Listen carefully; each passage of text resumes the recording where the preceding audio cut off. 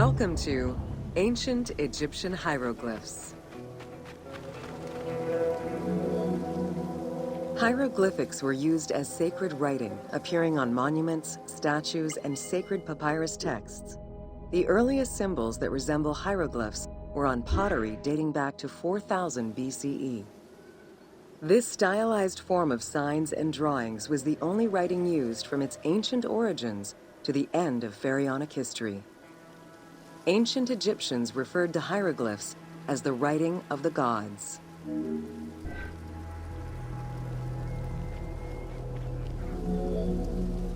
Considered a difficult language, it was intended for pharaohs, nobility, and priests, and meant to be used in ceremonies, within tombs, and for government records. Since few Egyptians were able to read the ancient hieroglyphs, the mythological aura around the language was persistent, even in their own culture.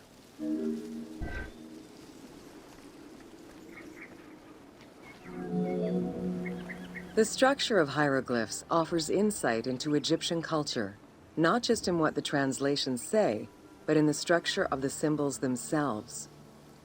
They were found on tomb walls, on sarcophagi, on statues, and on pottery, and were meticulously recorded in countless ancient papyri.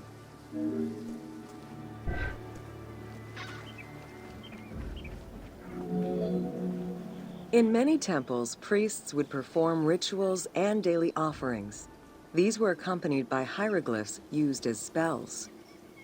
In tomb paintings, the hieroglyphs are represented with formulas to recite. These spoken words were meant to be spells which would allow the deceased to benefit from the offerings for all eternity. Spells and offerings were also written for the living, to enhance medicines and cure illnesses.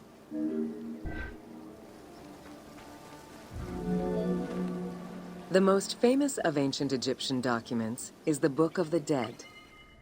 Written in hieroglyphs and hieratic texts, it depicts important spells and rituals.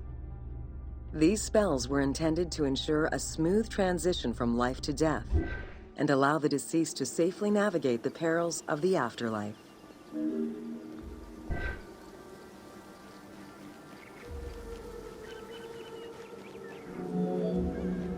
Even after it was deciphered, the reading of hieroglyphs remained difficult at times due to the many directions in which they can be read.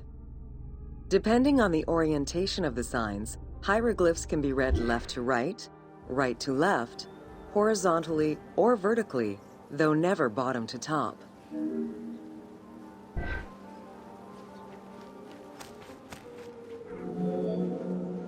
A clue on which way to read is to first notice which direction the figurative signs are facing.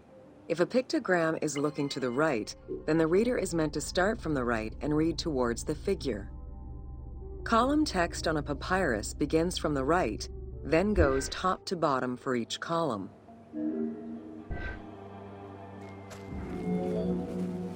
Text written on tomb walls resembles the structure of a page from a comic book. The text can be placed in front, behind, or above the character, and its symbols look in the same direction as the character. Another clue is that the name of a god or hieroglyphs meaning gods or kings are always written before the descriptive text.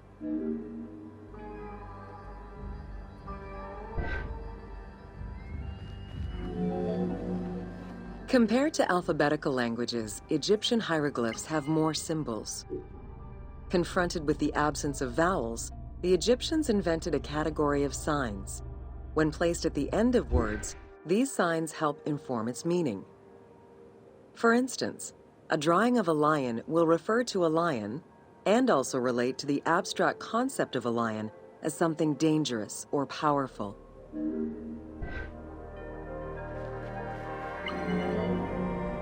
Middle Egyptian hieroglyphs contained a little more than 700 signs. By the end of the Greco-Roman period, there were 10,000 signs. Egyptologist Sir Alan Gardner created a list classifying common hieroglyphic signs and their variants. Ancient Egyptian languages have many similarities with Asian and African languages. They have evolved in similar ways to the various forms of written Egyptian. These languages belong to the Hamito-Semitic group. There were 5 clear evolutions in the Egyptian language, each with their own distinctive structure. These languages are known as Old Egyptian, Middle Egyptian, Late Egyptian, Demotic, and Coptic. Coptic is the only living language that allows linguists to define the vowel structure and to distinguish different dialects.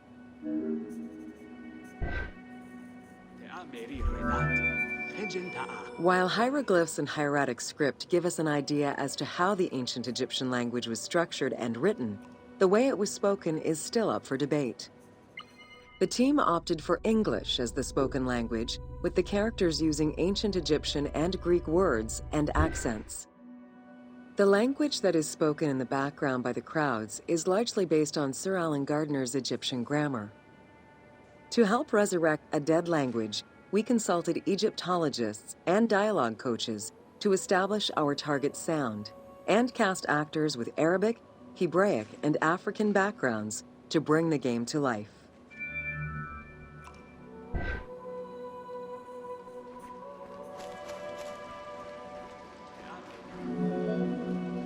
After Alexander the Great's arrival in Egypt and the establishment of his reign, Greek became the language used by the governing bodies. The inability to read hieroglyphs caused resentment among the Greek population. It's from this tension that the Rosetta Stone was created.